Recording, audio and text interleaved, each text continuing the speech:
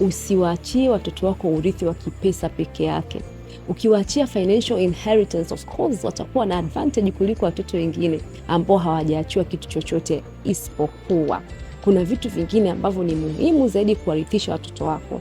Mfano, jina zuri, mahusiano mazuri na watu. Ukiondoka duniani ukawaacha watoto wako wana visasi, bado utakuwa hujawasaidia sana.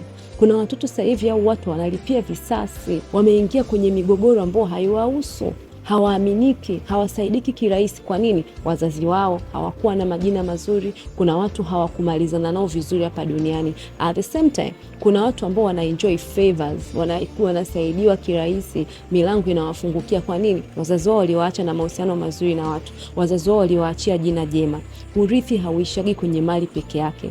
Urithi mwingine ambao ni very important kumwachia mtoto wako ni kumrithisha imani yako. Mfundishe njia za Mungu. Mungu anatafuta wazazi ambao hawatoishia tu kuwa wazazi, watakuwa mapasta.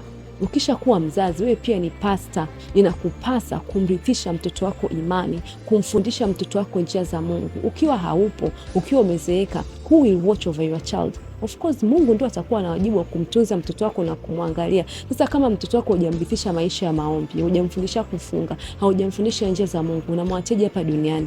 Mtume Paulo anamwambia Timotheo kwamba imani iliyokuwa ndani ya bibi yake na ndani ya mamake sasa hivi iko ndani ya Timothy. It means Timothy alijifunza maisha ya imani kwa bibi yake na kwa mama yake. Wewe uko hapa duniani unapambana kuandaa tu fedha. Sijasema kama fedha ni kitu ambacho sio kizuri, ni kitu kizuri, ila usiishie kwenye fedha. Warithisha watoto wako na vitu vingine ambavyo ukiondoka vitawaacha kwenye advantage. Mwachie mtoto wako rich name, good relationship na watu na imani kwa Mungu. Amen.